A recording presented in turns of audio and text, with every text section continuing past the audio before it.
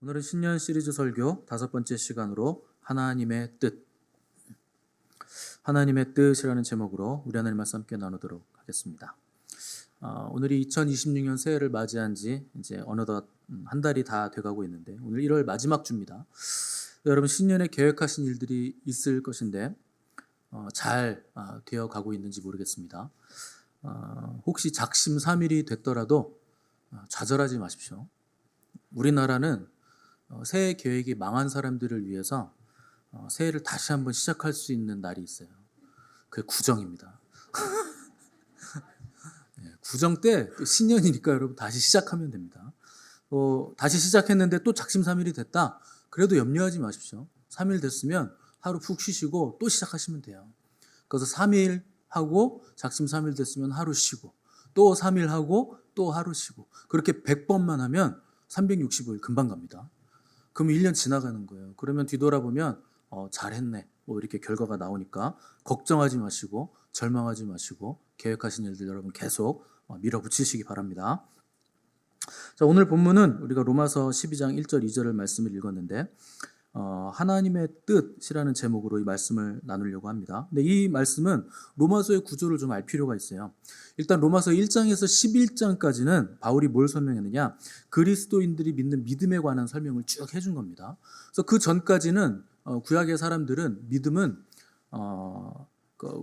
율법의 행위로 우리가 구원을 받고 그래서 하나님을 믿는 믿음이 있으면 반드시 그 행위로 그 믿음을 얻는 거다. 이런 식으로 믿었던 거예요. 그러니까 행위로 구원을 받는다. 이런 개념이 있었는데 바울은 그걸 뒤집은 겁니다.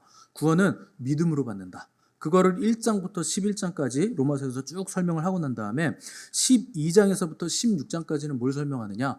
그렇게 믿음으로 구원받은 하나님의 백성들은 그러면 어떻게 살 것인가? 하는 것이 로마서 12장부터 16장까지 쭉 기록이 되어 있는 거죠. 그래서 그럼 우리가 어떻게 살아야 될 것인가 하는 첫 부분이 오늘 우리가 읽은 요 구절이에요. 믿음으로 구원받은 하나님의 백성들은 어떻게 살아야 되는가? 1절 보시면 이렇게 되어 있습니다.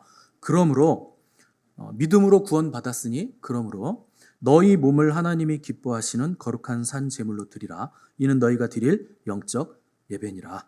이렇게 했습니다. 그러니까 믿음으로 구원을 받았으니까 어떻게 살아야 되느냐? 너희 몸을 하나님이 기뻐하시는 거룩한 산 제물로 드리는 예배를 드려라. 이렇게 얘기하고 있다는 거예요. 그리고 나서 2절 가면 이제 뭐라고 얘기하느냐? 믿음으로 구원받은 성도들은 두 번째 어떻게 살아야 되는가? 2절 보시면 이 세대를 본받지 말라. 이렇게 기록을 했습니다. 시대가 악하고 세월이 악하니까 너희들은 이 세대 본받으면 안 된다. 여기다 하나님 말씀으로 살아야 된다. 이 세대 본받지 말아라. 이렇게 얘기하는 거예요. 그러면 이 세대를 본받지 말고 어떤 식으로 살라는 것인가? 마음을 새롭게 함으로 변화를 받아 하나님의 선하시고 기뻐하시고 온전하신 뜻이 무엇인지 분별해라. 이렇게 얘기를 하는 거예요. 자, 정리해보면 첫 번째, 너희 몸을 하나님이 기뻐하시는 산 제물, 예배로 드려라. 자, 그래서 여러분 예배는 뭘로 드립니까? 몸으로 드리는 거예요. 가끔 예배를 정신으로 드린다고 생각하시는 분이 있는데 그러다 정신 나갑니다. 예배는 정신으로 드리는 거 아니고 마음으로 드리는 거 아니고 진심으로 드리는 거 아닙니다. 예배는 몸으로 드리는 거예요. 여러분 나는 집에서 누워있으면서 내가 오늘 교회 안 갔는데 마음은 교회에 가 있지. 그 정신이 나간 거예요. 하나님은 그런 예배 안 받으십니다. 몸으로 드리셔요. 예배는 몸으로 드리는 겁니다. 내 몸이 여기 있어야 내 마음도 여기 있다는 증거가 되는 거예요. 하루에도 12번씩 마음으로는 순교할 수 있죠. 하루에도 12번씩 나는 선교 나갈 수도 있습니다. 근데 몸은 어디 있습니까? 몸이 여기 있으면 소용없어요. 하나님 그런 거 안 받으시겠다는 거예요. 첫 번째, 너희 몸을 하나님이 원하시는 거룩한 산 제사로 드려라. 두 번째, 이 세대를 본받지 말아라. 그러니까 이 혼탁한 세태, 기류, 이걸 거슬러 올라가라는 거예요. 그래서 세 번째, 마음을 새롭게 함으로 변화를 받아라. 기존에 살던 그 습성 다 버리고 새로운 피조물로 변화를 받아야 된다. 그래서 최종적으로 너희들이 뭘 해야 되느냐? 마지막의 목적은 이겁니다. 하나님의 뜻을 분별해라. 하나님의 선하시고 기뻐하시고 온전하신 뜻이 무엇인지 그걸 분별하면서 살아야 된다. 이게 최종 목적이죠.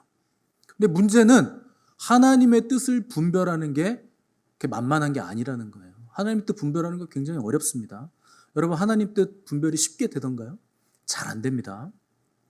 사실 그리스도인들이 가장 알고 싶어하는 게 뭐냐? 하나님의 뜻이에요. 근데 이게 여간 어려운 게 아니라는 거죠. 하나님의 뜻인 줄 알고 갔는데 갑자기 문제가 생겼어. 그럼 이게 아리까리한 거예요. 아, 이걸 내가 뚫고 이걸 지나가라는 건가? 아니면 하나님의 뜻이 아니라서 여기서 막으신 건가? 이게 헷갈리는 거예요. 그러다 갑자기 또 길이 딱 열렸어. 그럼 우리는 그 가면 되잖아요. 근데 고민되는 거예요. 유혹인가? 이거 가면 안 되는데 내가 이거 열렸는데 갈까 말까? 뭐 이런 걱정이 되죠. 아니, 열어주시는 건가? 갈까 말까? 그러니까 하나님의 뜻이라는 게 우리의 삶의 자리에서 고민을 하다 보면 이게 항상 미지의 영역입니다. 맞나? 틀리나? 이쪽으로 가나? 이쪽으로 가나? 해야 되나? 말아야 되나? 이게 항상 고민이라는 거죠. 구약 성경을 보시면 그 하나님의 뜻을 우리 못지않게 굉장히 알고 싶었던 사람이 있는데 그가 사울 왕입니다. 사울 왕. 사무엘상에 보면 어느 날 블레셋이 이스라엘을 쳐들어와요. 그때 사울 왕이 하나님께 기도합니다. 하나님, 이 전쟁 싸울까요 말까요? 우리가 싸우면 이길까요 질까요? 이걸 물어봐요. 근데 하나님이 그때 응답을 안 하세요.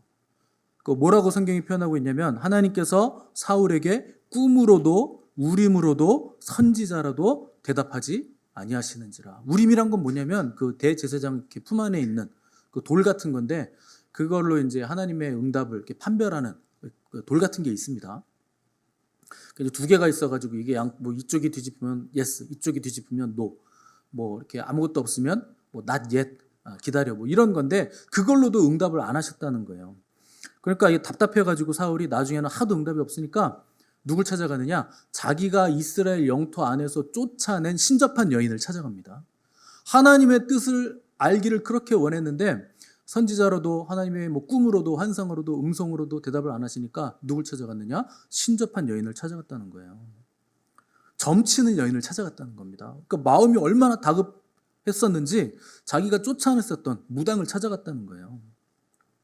근데 반대의 사람이 있습니다. 놀랍게도 사울 왕이 평생 죽이려고 쫓아다녔던 사람이 다윗 왕이거든요. 다윗이거든요. 근데 다윗은 성경에 보시면 기도할 때마다 하나님이 족족 응답하십니다. 그래서 뭐 블레셋이 쳐들어왔다는 소문을 듣고 다윗이 기도하니까 하나님, 제가 이거 저는 어디 마을에 쳐들어왔다는데 제가 가서 도와줄까요? 그럼 하나님이 가서 도와줘라. 그럼 이길까요? 그럼 네가 이긴다. 그리고 다 응답하시는 거예요. 그거 이제 그일라라는 지역이 있는데 제가 그일라 사람들 도와줄까요? 그랬더니 하나님이 도와줘라. 그래서 그 이겼어요. 근데 사울 왕이 그 소문을 듣고 추격해 오니까 다윗이 또 하나님한테 물어봐요. 하나님, 사울 왕이 쫓아오는데 그일라 사람들이 저를 배반해서 사울 왕에게 저 있는 걸 알려줄까요? 근데 하나님이 그들이 너를 배반한다. 그래서 이제 다윗이 도망갑니다. 그러니까 다윗은요, 하나님께 묻는 즉시 하나님이 즉각 응답을 주시는 거예요. 이상하죠? 하나님이 왜 다윗에게는 하나님의 뜻을 다 응답해서 알려주시고 사울에게는 아무것도 말씀하지 않으셨을까요?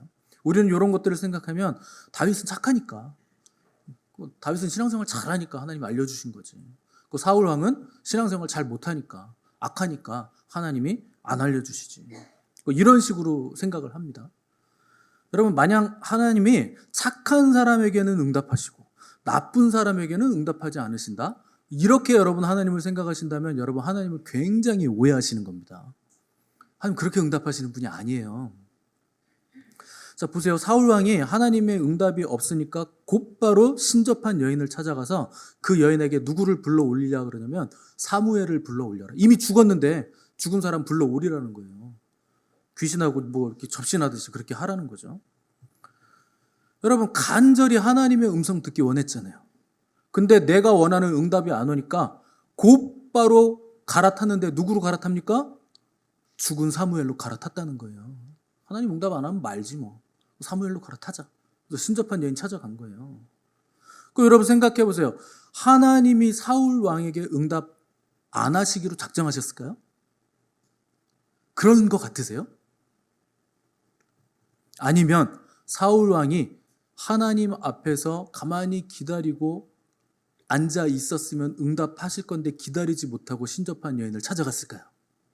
어떤 것 같으세요? 둘 중에 하나 택한다고 한다면 하나님의 성품상 저는 뒤라고 생각합니다. 기다리지 못한 거예요. 하나님이 대답 안 하시는 분이 아닙니다. 하나님 대답하세요. 간절히 요구하면 대답하십니다. 간절히 기도하면, 너무 마음이 급하면 대답하세요. 근데 그걸 기다리지를 못하는 거예요. 여러분, 우리가 하나님의 음성을 들으려면 반드시 해야 되는 작업이 있는데 하나님 앞에 잠잠히 기다리셔야 돼요. 이게 없으면 음성 못 듣습니다. 기다리는 시간이 필요해요. 왜냐하면 그 기다리는 시간 동안 나의 뜻과 하나님의 뜻이 일치해가는 과정의 시간이에요. 나의 뜻이 내려놓아지고 하나님의 뜻에 맞춰지는 과정이 필요합니다.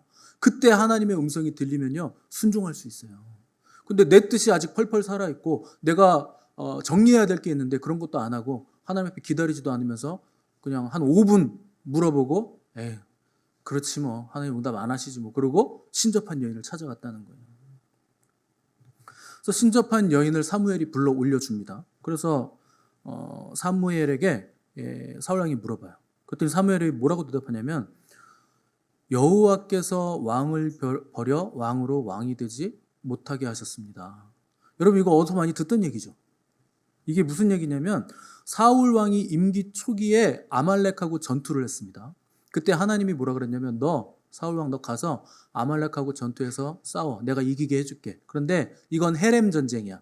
헤렘 전쟁이 뭐냐면 전부 다 여호와께 바치는 전쟁이에요.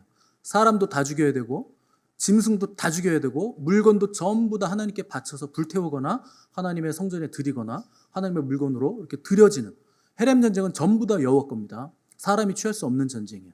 아말렉을 그렇게 진멸하라고 사울 왕에게 명령을 내려서 전쟁을 보냈는데 승리합니다. 여러분, 사울 왕이요, 전쟁 잘해요.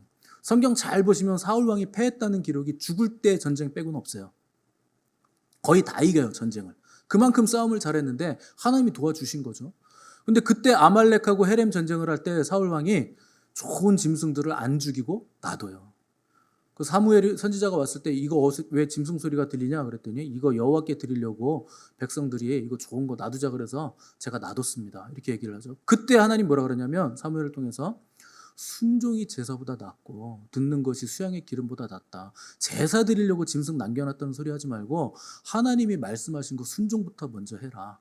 그러면서 네가 여호와의 말씀을 버렸으므로 여호와께서도 왕을 버려 왕으로 왕이 되지 못하게 하셨나이다. 이 얘기를 하는데 지금 임기 말기예요. 사울 왕이 지금 바로 죽기 직전 전쟁입니다. 이게 요 전쟁이. 이때도 사무엘을 불러 올렸더니 사무엘이 똑같은 얘기하는 거예요. 임기 초기에 했던 그 말. 여호와께서 왕을 버려 왕이 되지 못하게 하셨습니다. 여러분, 무슨 말입니까? 임기 초기에 잘못한 그 일, 그걸요 임기 말기까지 사울 왕은 회개를 안 하고 있는 거예요. 아직까지 회개를 안 하고 있는 거예요. 그러니까 똑같은 얘기가 나온 거예요. 여러분, 왜 하나님의 음성이 안 들립니까? 왜 하나님의 뜻이 분별되지 않습니까?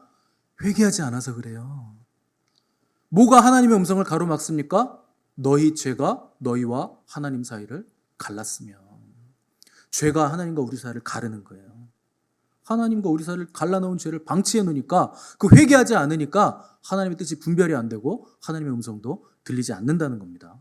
근데 사울 왕의 관심은 회개에 있는 게 아니에요. 어디에 관심이 있습니까? 이번 전쟁 이길까요? 질까요? 이거 전쟁 나갈까요? 말까요? 이거 할까요? 말까요? 이거 먹을까요? 말까요?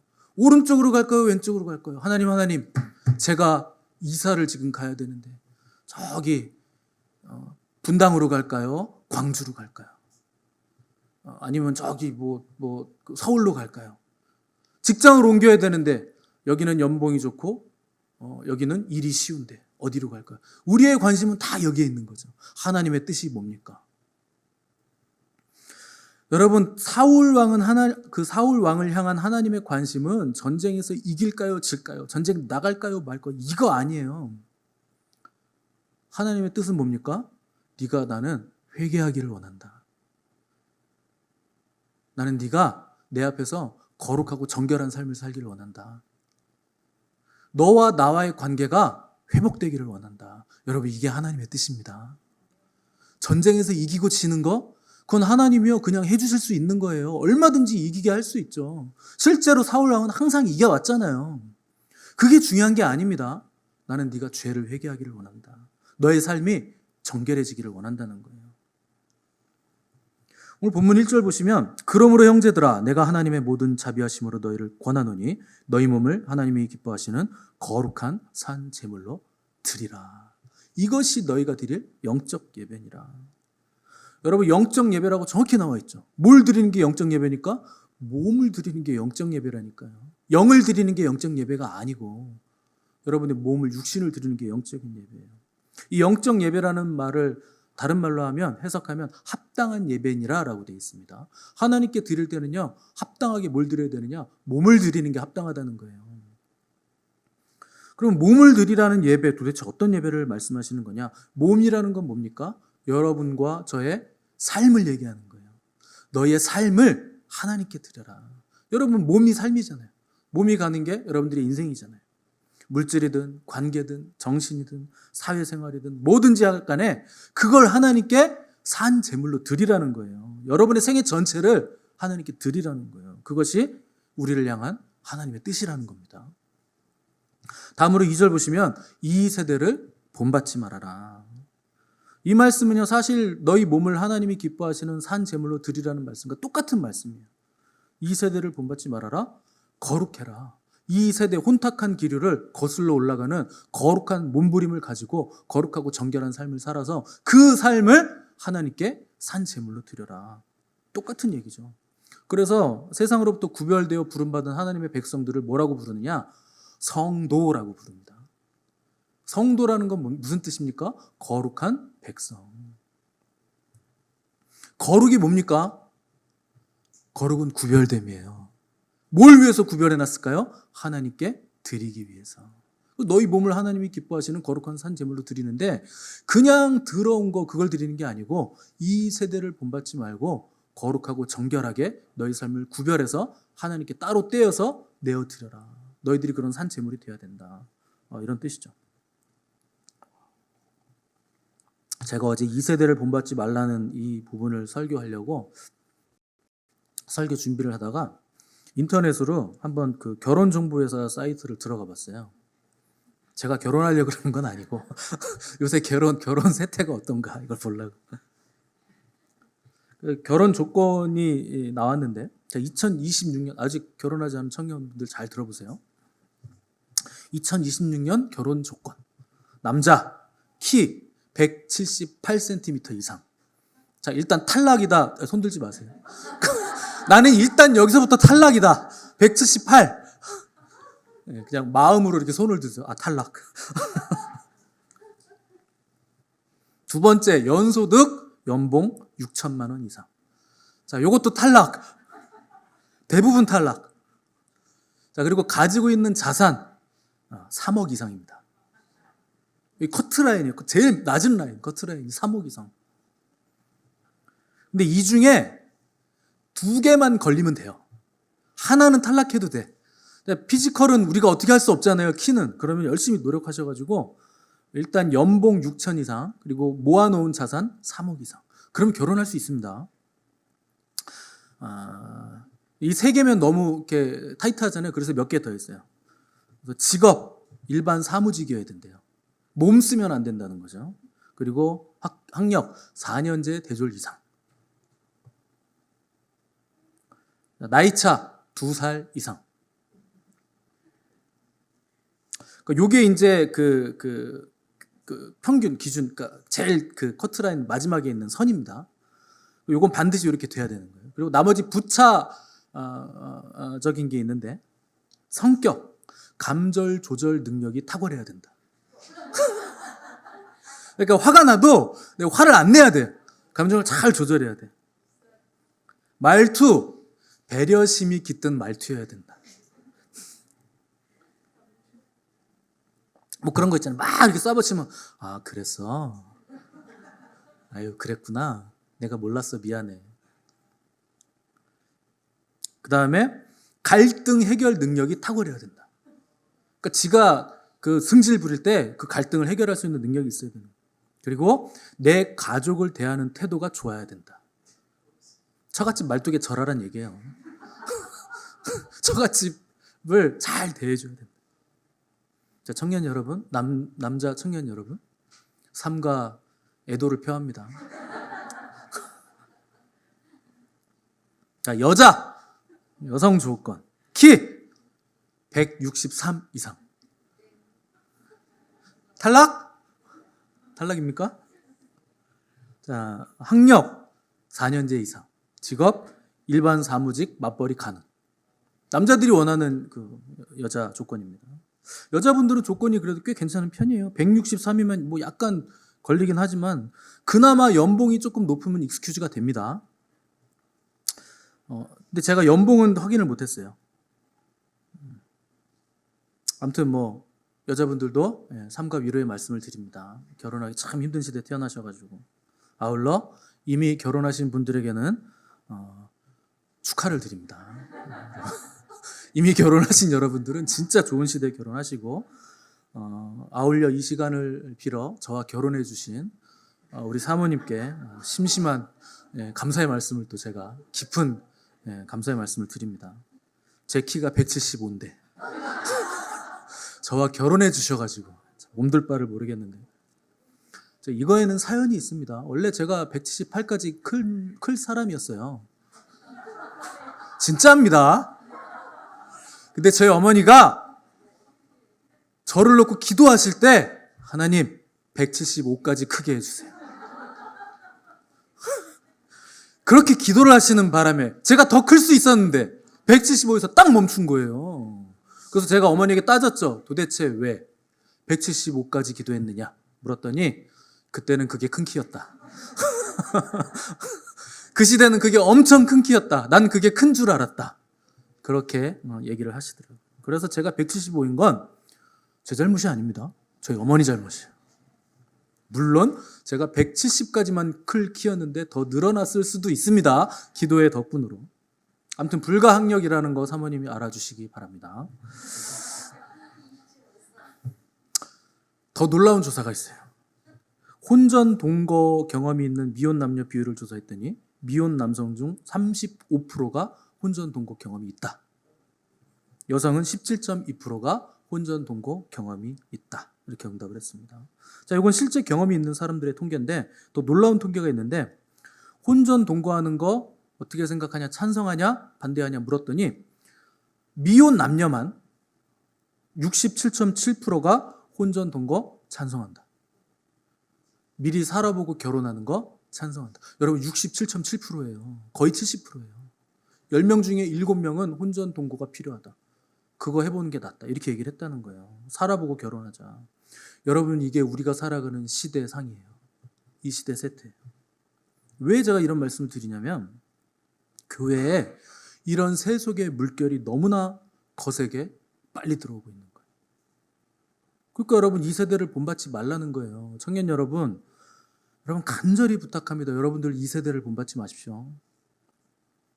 음란과 퇴폐, 악하고 음란한 세태. 여러분 이거 거부하셔야 돼요. 여러분은 그리스도의 신부들입니다. 신부의 덕목은 뭡니까? 아름답고 예쁘게 꾸미는 거예요? 아니에요. 신부의 덕목은 순결함이에요. 신부는 순결해야 신부인 거예요. 세속에 물들지 않는 거예요. 여러분 혹시 지금까지는 내가 세속에 물드는 삶을 살아왔을지라도 회개하시고 오늘부터는 여러분 이 세대를 본받지 않기로 결단하시기 바랍니다. 교회라는 배는 세상에 떠 있는 배예요. 그러나 세상의 파도가 교회 안으로 밀고 들어와서는 안 되는 겁니다. 세상이 교회를 향해서 밀고 들어올 때 교회가 그걸 밀어내야 돼요. 안 그러면 순식간에 잡아먹히는 거예요. 교회다 하면 어디에 있습니까? 거룩함에 있는 거예요. 거룩함. 근데 그 거룩함을 상실했다? 더 이상 그 교회는 능력이 없는 거예요. 싸울 힘이 없는 거예요. 거룩 잃어버리고 다 타협했는데 뭐 협상했는데 무슨 싸움이 있습니까? 이미 악수했는데 세상과. 그럼 싸움이 없어진 거예요. 근데 요새는 교회 권사님들이 자기 아들이 며느리 이번에 본다고 하면서 뭘 자랑하는 줄 아세요? 우리 며느리가 혼수해 온다고. 여러분 혼전 임신이 교회에서 그렇게 자랑스럽게 혼수라고 얘기할 문제입니까? 그게 그렇게 자랑스러워요? 그게 성경적이에요? 근데 요새는요 교회 목사님들도 그걸 축하한다 그래요.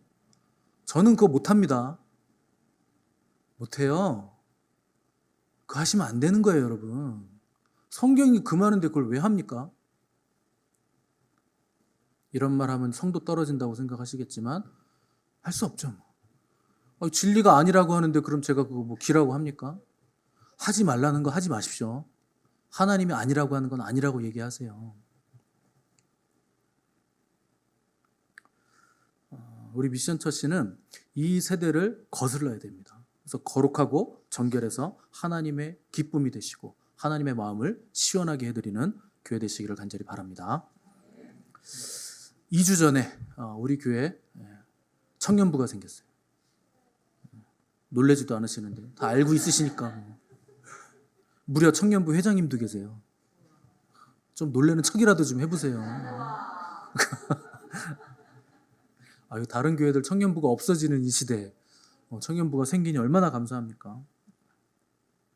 여러분, 청년부가 세워지고 생긴 것 자체로도 너무나 기쁘고 복된 일이지만 우리 청년들이 순결하고 하나님 보시기에 아름다울 수 있도록 거룩할 수 있도록 여러분 기도해 주셔야 됩니다. 세속에 물들지 않도록 여러분 기도해 주셔야 돼요. 특별히 우리 청년들이 예배자로 서는 것은 너무나 감사하고 얼마나 기쁜지 몰라요. 그 예배는요 아무나 할 수 있는 게 아니에요. 하나님이 세우신 레위인들만 할 수 있는 거예요. 특별히 지명한 사람들만 예배자가 될 수 있는 겁니다. 근데 많은 그리스도인들이 예배를 습관처럼 드리고 아무렇게나 드립니다. 근데 오늘 본문에서는 뭘 요구하느냐? 습관처럼 드려라, 의무감으로 드려라 이렇게 요구 안 해요. 너의 삶 자체를 하나님께 예배로 드려라. 하나님이 욕심이 많으셔서 삶 전부를 받으실까요? 아닙니다. 그게 우리에게 유익이 되니까 그렇게 요구하시는 거예요. 여러분, 구약에서 제사를 드릴 때는 항상 뭘 어떻게 드리라고 하냐면 감사함으로 드려라. 감사함으로 그 문에 들어가며 찬송함으로 그 성으로 들어가라. 의무감으로 드리거나 마지못해 드리거나 어쩔 수 없이 드리거나 하는 게 아니고 우리에게 구원을 베푸신 하나님의 은혜를 깊이 생각하면서 감사함으로 하나님께 드리라는 거예요. 여러분, 만일에 이거를 억지로 드린다고 생각을 해보세요. 이것처럼 고역이 어디 있습니까? 짐승 잡아 죽이는 게 쉬운가요? 그것도 내가 키우던 애지중지하며 키우던 짐승들 중에서 가장 흠없고 깨끗하고 건강한 거, 그 소나 양을 끌고 와서 거기에 내가 칼로 목을 내가 따는 거예요. 제사장이 안 따줘요. 내가 죽이는 거예요. 얼마나 가슴 아프겠습니까? 뭐 비용도 많이 들겠지만 얼마나 또 가슴이 아플 것이며 또 그걸 목을 땄을 때 피가 얼마나 튀겠어요? 옷에 피며 기름이며 다 튈 거 아니에요. 또 가죽도 내가 벗겨야 돼요. 제사장이 안 벗겨줘요. 가죽 벗길 때 얼마나 그 가죽을 싹 벗기면 살이 드러날 때 얼마나 징그럽겠습니까? 얼마나 잔인해요. 그리고 내장 끄집어내는 것도 내가 하는 겁니다. 제사장이 안 해줘요. 내가 다 내장 끄집어내서 그거 물로 다 씻고 똥도 다 빼고 장기도 다 꺼내고 그리고 통째로 안 올려요. 머리, 다리 다 잘라야 됩니다. 그것도 제사 드리는 헌제자가 하는 거예요. 목 자르고 다리 자르고 꼬리 자르고 다 내가 잘라야 되는 거 얼마나 징그럽습니까? 그래서 내 악함을 내가 도려내는 거예요. 여러분, 여러분의 죄를 여러분이 회개하시고 여러분이 도려내시는 겁니다. 제사장이 대신해 주는 거 아니에요. 제사장은 뭐만 하느냐? 피 다 받아내면 양동이 받아서 피 뿌리고 고기 다 정리했으면 고기 받아서 태우는 거 그거만 제사장이 해줘요. 그때 하나님은 그 제사를 향기로운 제물로 흠양하시는 거예요. 그게 뭔데 향기로운 제사로 흠양하십니까? 내 죄가 태워지는 거예요. 내 죄가 사해지는 거예요. 그 향기로운 제물로 흠양을 하시는 거예요. 여러분들이 지금 드리는 예배의 자리가 그런 자리입니다. 근데 이 예배를 대충 드린다고요? 마지못해 드린다고요? 어쩔 수 없이 드린다고요? 신약성경에서 가장 향기로운 예배를 드린 사람 한 사람을 꼽으라고 한다면 저는 단연 예수님의 발에 향유를 깨뜨린 여인을 꼽습니다. 아마 이 여인이 그 모아놓은 향유는 자기가 결혼 자금으로 평생 준비했던 향유였을 거예요. 근데 그 여인이 그토록 비싼 향유 옥합을 주님 발에 깨뜨려서 그걸 붓는 거예요. 뭐 우리 성경에서는 발이라고 되어 있지만 대개 어디에 붓냐면 머리에 붓게 되어 있습니다. 사실은 머리에 똑똑똑 몇 방울 떨어뜨려서 머리에서 향이 나도록 하는 건데 이 여인은 옥합 전체를 깨뜨렸기 때문에 머리부터 발끝까지 전부 다 부어드린 거예요. 그러니까 예수님 몸에서 엄청난 향이 집안을 그냥 진동시키는 향이 나는 거죠. 왜 그렇게 했을까요? 왜? 이 여인이 내가 아무도 하지 못하는 헌신을 내가 주님께 드려서 예수님께 나를 좀 각인시켜봐야 되겠다. 이런 식으로 드렸을까요? 아닙니다. 그러면 자기 전 재산 그거 못 깨뜨려요. 그런 마음이었으면. 왜 그걸 다 깨뜨립니까? 몇 천만 원, 지금으로 따지면 몇 천만 원 되는 향유인데 받은 은혜가 너무 크고 귀하다는 거예요. 여러분, 내가 구원받은 게 그렇게 너무나 귀하다는 거예요. 감격이라는 거예요. 여러분, 이게 예배입니다. 내가 드리고 다 드리고 싶은데 드릴 것이 없어서 안타까워서 내가 가지고 있는 거 뭐가 있을까? 제일 귀한 거, 이거 향유, 이거라도 드려야 되겠다. 결혼할 때 쓰려고 뭐 하는 건데 그걸 드리는 거예요. 그리고 더 드리고 싶은데 없어서 뭘 드리는 줄 아세요? 내 눈물을 쏟아서 드리는 거예요. 눈물을 툭툭툭 발에다 다 쏟는 거예요. 그리고 그걸 뭘로 닦는 줄 아세요?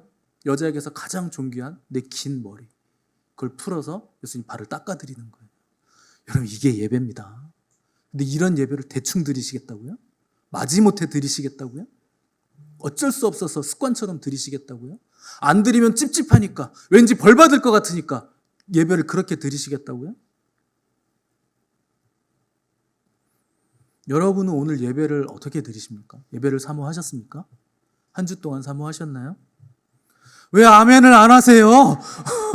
사모하셨다고 해야지. 여러분, 연인들이 데이트할 때 약속 장소와 시간을 정하죠. 그럼 진짜 사랑하면 어떻게 하는 줄 아세요? 미리 가서 기다립니다. 근데 요즘 사람들은 약속 잡으면 내가 또 너무 먼저 나가면 모냥 빠지니까 30분 정도는 또 늦게 가줘야지. 그건요, 아직 사랑하지 않는 거예요. 사랑이 뭔지 모르는 거예요. 아직 어린 겁니다. 진짜 사랑하면 30분, 1시간 먼저 가요. 그 전날에 약속 장소에 미리 답사하러 가요. 괜찮은가 여기? 약속을 잡긴 잡았는데 괜찮은가? 아, 괜찮겠다. 메뉴는 괜찮은가? 미리 가서 들어가서 한번 메뉴도 보고 먹어도 보고, 아, 이거 사줘야겠다. 여러분, 이게 사랑이죠. 진짜 사랑하면 그렇게 하는 거죠. 사랑하면 생각하게 돼 있고 움직이게 돼 있습니다. 그게 사랑이에요. 그래서 우울증 걸린 사람들 보면 아무 느낌이 없는 거예요. 아무 움직임도 없는 거예요. 왜냐하면 아무 생각이 안 나는 거예요. 돈을 한 트럭 갖다 줘도 우울증 때문에 그게 좋은 줄도 모르겠는 거예요. 왜 그런 줄 아세요? 사랑이 바닥난 거예요. 우울증이 왜 오는 줄 압니까? 사랑이 바닥난 거예요. 연인 간에도 그렇게 뜨겁게 사랑하다가도 사랑이 식어지잖아요. 사랑이 바닥나잖아요. 그러면 빠이빠이, 그만하자, 이렇게 되는 거죠. 결혼 생활도 그렇습니다. 사랑이 사라지면 그때부터는 의무감으로 사는 거예요. 의무감으로. 그럼 집에 들어가면 밥 먹고 각자 할 일 하고 자고 또 출근하고, 그걸 전문 용어로 하숙집이라 그러는 겁니다. 그 하숙집이에요. 주는 밥, 제공되는 밥 먹고 각자가 할 일 하다가 일어나서 씻고 출근하고, 그 끝인 거죠. 오늘 제목이 하나님의 뜻인데, 우리가 여호와를 알아가기 위해서는 여호와의 뜻을 알아야 돼요. 근데 성경에는 명확하게 하나님의 뜻이라고 적혀있는 구절이 굉장히 많습니다. 대표적인 게 항상 기뻐하라, 쉬지 말고 기도하라, 범사에 감사하라. 이는 그리스도 예수 안에서 너에게 향하신 하나님의 뜻이니라. 얼마나 확실합니까? 또 하나님의 뜻은 이것이니 너희의 거룩이니라. 얼마나 확실해요? 우리가 거룩하게 하나님의 뜻이다. 주 안에서 기뻐하라, 내가 다시 말하노니 기뻐하라. 이것도 하나님의 뜻이죠. 너는 마음을 다하고 뜻을 다하고 힘을 다하고 목숨을 다하여 주 너의 하나님을 사랑하라. 이것도 하나님의 뜻이죠. 하나님 사랑하고 이웃 사랑하라. 선을 행함으로 고난 받는 것이 하나님의 뜻일진데 선을 행함으로 고난을 받아라. 이것도 하나님의 뜻이죠. 그러니까 성경 전체가 이거 전부 다 하나님의 뜻이에요. 우리를 향한 하나님의 뜻이에요. 이 모든 것들을 딱 한마디로 정의 내리면 하나님의 뜻이 뭔 줄 아세요? 하나님을 사랑해라. 그거 하나로 끝나는 거예요. 그러면 이웃 사랑도 되는 거예요. 그러니까 하나님을 사랑해라. 여러분, 하나님의 뜻을 알기 위해서 기도도 그렇게 많이 하고 금식도 하고 예언도 받고 고민도 많이 하시는데 하나님의 뜻은 간단합니다. 하나님 사랑하는 거예요. 어떻게 사랑합니까? 마음과 뜻과 힘과 목숨을 다해 하나님을 사랑하는 거예요. 아까 사울 왕의 예를 들었는데 사울 왕이 구하려던 하나님의 뜻은 전쟁을 할까요 말까요? 이길까요 질까요? 근데 하나님의 응답은 나는 네가 나를 사랑했으면 좋겠다. 회개할 거 회개하고 나의 관계를 다시 잘 정립해서 네가 나를 사랑하는 사랑의 관계로 들어왔으면 좋겠다. 여러분, 이것이 우리를 향한 하나님의 뜻입니다. 뭘 이걸 할까요? 저걸 할까요? 여기 갈까요? 저기 갈까요?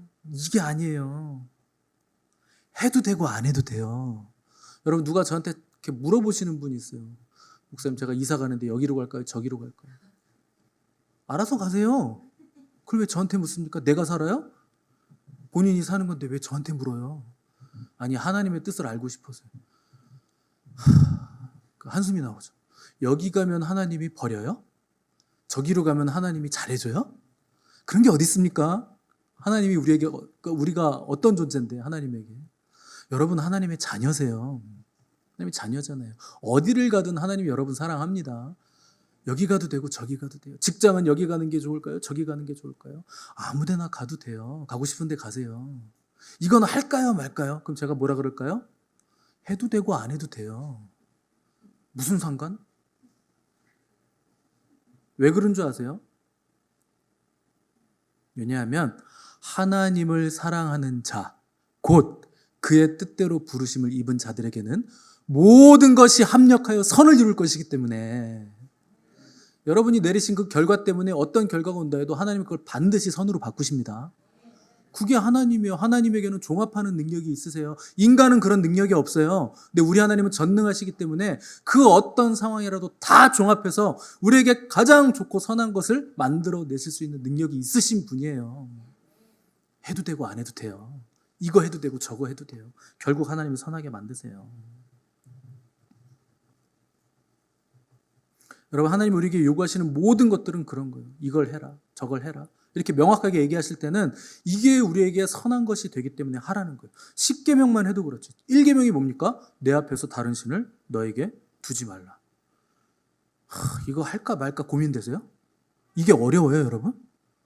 하나님만 섬기는 게 어렵습니까? 여러분, 신을 한 분만 섬기는 게 쉬워요? 여러 분 섬기는 게 쉬워요?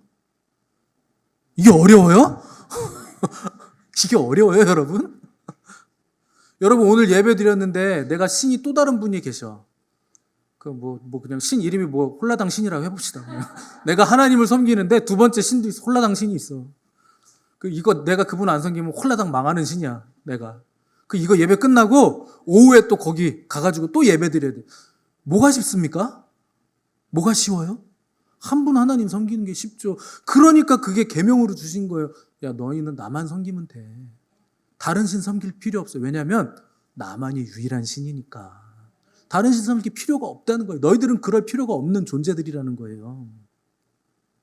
왜 우상 숭배하지 말라 그럽니까? 왜 살인하지 말라 그럽니까? 왜 도둑질하고 간음하지 말라 그럽니까? 왜 술 먹으면 안 된다 그럽니까?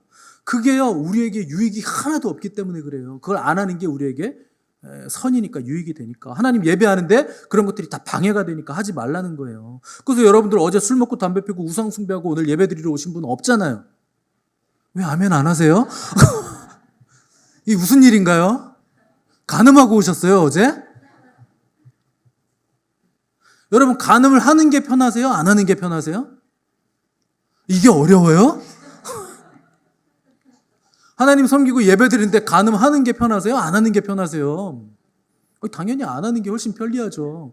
그러니까 하지 말라는 거예요, 하나님이. 우리에게 주신 모든 계명은 다 이런 겁니다. 너희들에게 이게 복이다. 이게 너희들이 살 길이고 편하다. 안식일 지키라 그러잖아요. 여러분, 안식일 지키는 게 편합니까? 안 지키는 게 편합니까? 죽도록 7일 동안 일하는 게 편하세요? 하루 쉬는 게 편하세요? 당연히 하루 주님 안에서 안식하는 게 편하죠. 이거 생각하고 말 게 있어요? 주님 말씀 다 이런 거예요. 너희를 위해서 내가 정한 거다. 7주기로 돌아간다. 7일 주기로 돌아간다. 근데 하루는 너희들이 내 품 안에서 편안하게 안식했으면 좋겠다. 그래야 다시 6일 동안 너희들이 일할 힘을 얻을 거 아니냐. 나도 안식했으니 너희도 안식해라. 얼마나 좋습니까? 우리를 위해서 주신 거예요. 근데 우리는 하나님의 뜻을 계속 좁게만 생각하는 거예요. 이거 할까 말까 저거 할까, 결혼할까요 말까, 이 사람하고 할까요 저 사람하고 할까요. 알아서 하세요. 알아서. 옛날에 결혼할 때 그렇게 재구했습니까? 얘랑 결혼해. 오케이. 얼굴도 모르고 결혼했잖아요.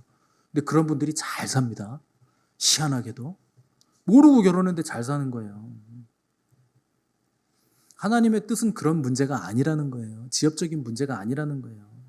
하나님의 뜻은 오늘 나의 삶의 자리를 하나님을 향한 사랑으로 가득 채울 때, 그리고 그 사랑으로 하나님을 더 사랑하기 위해서 선택할 때, 그건 하나님의 뜻이 되는 거예요. 내가 하나님 사랑해서 선택하는 모든 것들은 다 합력하여 선을 이루는 거예요. 여러분 이걸 기억하시고 여러분이 어디를 가시든지 무엇을 선택하시든지 주님, 제가 주님을 더 사랑하기 원합니다. 이 결정으로 인해서 내가 하나님 사랑하는데 방해되는 게 있다면 하나님 알려주세요. 더욱더 하나님 사랑하길 원합니다. 그래서 내가 누구를 만나든 어디를 가든 하나님의 사랑으로 채워서 사랑을 흘려보내는 사람 되게 해주세요. 하나님 뜨겁게 사랑하는 사람 되게 해주세요. 그렇게 우리의 삶 전체가 하나님께 드려지는 것, 그렇게 거룩한 산 제물로 드려지는 것, 이것이 우리를 향한 하나님의 뜻이라는 것을 기억하시고 그렇게 우리의 전 삶을 향기로운 제물로 내어드리는 거룩한 성도, 거룩한 교회가 되시기를 주님의 이름으로 도전을 드립니다.